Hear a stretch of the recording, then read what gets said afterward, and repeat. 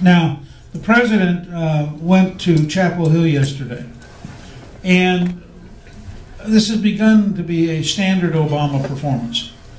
This is a man who believes in giving you your own money and expecting you to be dumb enough to be grateful.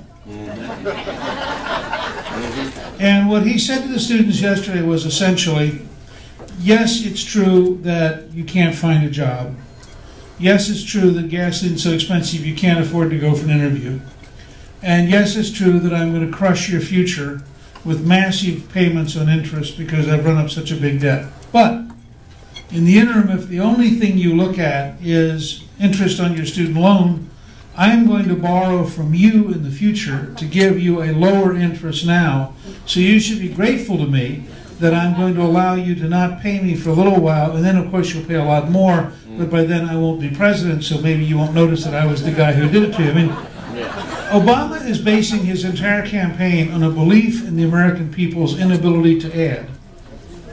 I think if we can get across the idea that 2 + 2 = 4, we're going to beat this guy. And he wants us to believe 2 + 2 is whatever his fantasy life requires. So Solyndra would really work. It's kind of like when I was debating why we should have an American energy policy, and I kept talking about drilling. And Obama gave a speech and said, drilling is not the answer. And does anybody remember what his answer was? It was algae. Now, I guarantee you, we could have volunteers at every gas station in North Carolina this summer. And when people drive in, we could say, would you like a bottle of Obama's answer? And we would get across overnight. So I would look for an opportunity to go to Chapel Hill to answer Obama.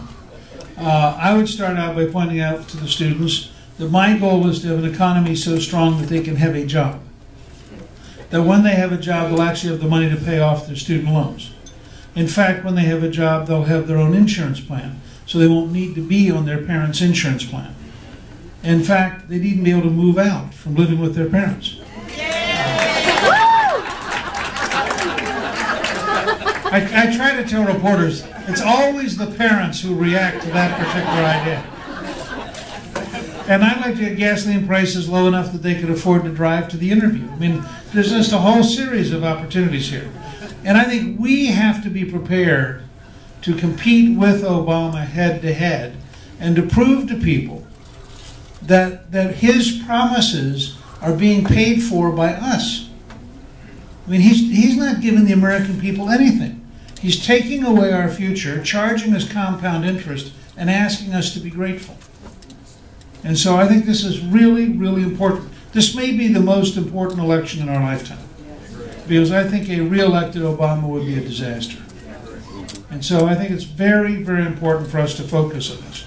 Let me also say that I think we need an American energy independence plan so that no American president ever again bows to a Saudi king.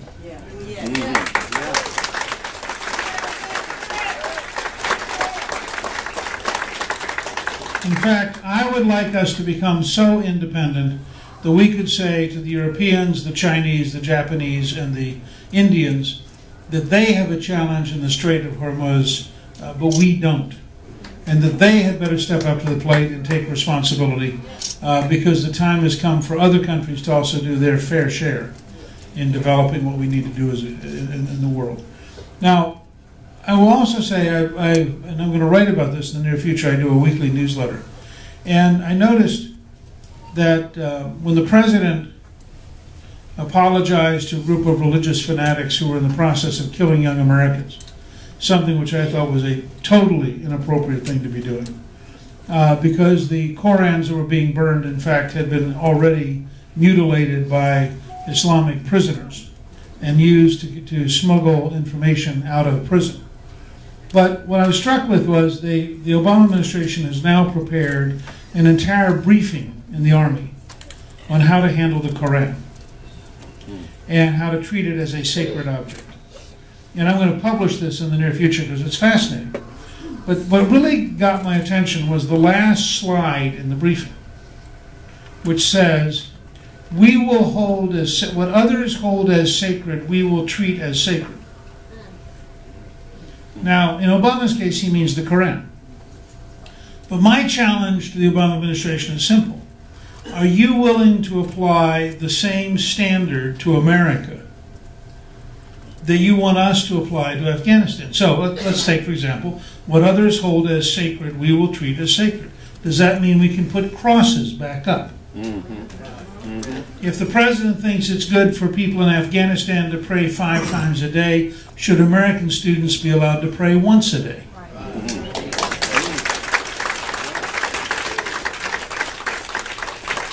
If the president doesn't want to attack Islam, does that mean he will quit attacking the Catholic Church? And by the way, every right to life institution, I was at Louisiana College, which is a Baptist institution, and the president of Louisiana College said to me that before they would implement Obamacare, they would actually close the college because they are not going to violate their religious beliefs under pressure from a president. Yeah. So I believe that we have an enormous amount at stake in this election, and I want you to know because again I've been at this a very long time. How many of you have ever been to an event I did here in North Carolina? Have any of you ever been to a Republican event or a campaign event I've been at? I'm just curious because I keep running into folks from all over the place who've been around. Because I've been a party builder since 1960. I actually started thinking and studying government and politics in August of 1958, and my dad was transferred to Fort Benning, and that's how I got to be a Georgian. And so in the 1960 campaign, I was active as a volunteer, went down to the local party headquarters. At that time, the entire Georgia Republican Party was slightly smaller than the number of people in this room. So it's been a really long process. But in that setting, I think that it's very, very important that we understand how important the party is. We lost this state in 2008. I think we're going to win it this year, but I think we're going to have to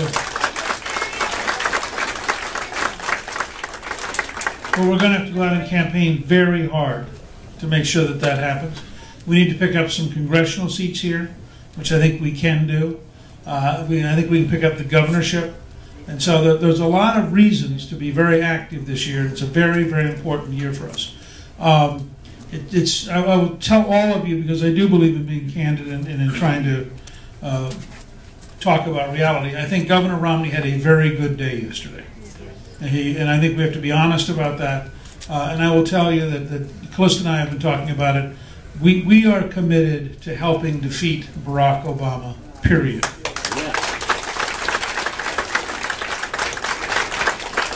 We are also committed as citizens to taking big solutions to Tampa and arguing that the Republican platform has to be a solidly conservative platform that has solutions big enough to meet the country's requirements. And so in that sense, we're going to continue to move forward. But we're going to do so within a framework where I think it's pretty clear that Governor Romney is going to be the nominee just based on the sheer weight of yesterday's evidence. And we need to work in a way that we can find a way to focus on defeating Obama, not focus on fighting ourselves. But I'm very grateful. The people of Delaware were good. Everywhere Cliff and I have been, people have been terrific and have been very, very positive and very supportive. And I'm going to continue the rest of this week here in North Carolina. We had, I think, between the two of us, we had 20-some events scheduled. And so I feel like it's important to come and to report to you and to be with you. Let me just give you one example of what big solutions would look like. If we developed an American energy program to make us independent, we have new technology for drilling, which is revolutionizing the production of energy. We went from 7 years of natural gas to about 125-year supply. The same process of drilling has allowed us to go from 150 million barrels of oil in North Dakota to 24 billion barrels of oil in North Dakota. So there's tremendous opportunity here for us to develop federal land and to develop offshore and to literally produce so much oil and gas that we become independent of the Middle East. Now, that has a couple of huge impacts. The first is it creates several million jobs. Some people have estimated as many as 6 to 7 million new jobs. So you begin to solve the jobs problem. Because if you move people off of unemployment, off of food stamps, off of Medicaid, off of public housing, and you put them over here, earning a living, paying a check. It's the biggest single step you take towards balancing the federal budget. I know a little bit about this because I am the only Speaker of the House in your lifetime to have helped balance the budget for 4 consecutive years. Yeah.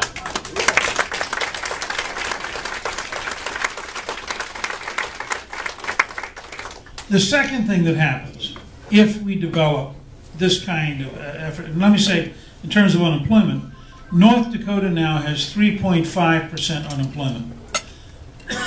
Excuse me. Which actually overstates it because they have 16,000 jobs in the oil industry that they can't fill because the 3.5% who are unemployed have the wrong training.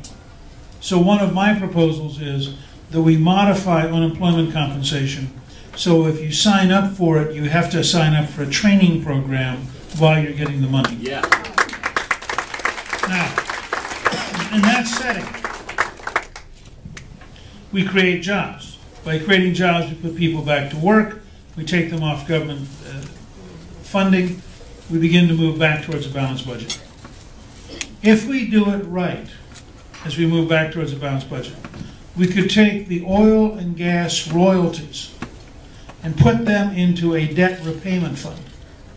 Harold Hamm, who has helped develop North Dakota, estimates that there are between 16 and 18 trillion dollars, not billion, trillion dollars of future royalty payments to the federal government for federal land and for offshore, which means in Noah's life and the life of the even younger 7-week-old that's over here, we would be debt-free. We would have paid off the national debt. Now that means they wouldn't have to pay taxes to pay interest on the debt. It also means in one strategy, you quit bowing to a Saudi king and you no longer worry about Chinese bondholders because you paid them all off. And that's an example of a big solution that I think makes a big difference. So I think this is all doable. I think it's very hard work. One of the big surprises to me in the last year and a half is it is much harder to move new ideas into the political dialogue than I thought it would be. And that's one of the things I'm going to continue to focus on and continue to work on. Because I think the problems we have in Washington and frankly in Raleigh and in most of our government are really problems of solutions more than of willpower or money. They're problems of what will work in the future and how do we get them to work. So what I'd like to do, if I could just for a minute, is toss it open and let people ask questions. I may ask you just to yell your question and I'll repeat it so we don't try to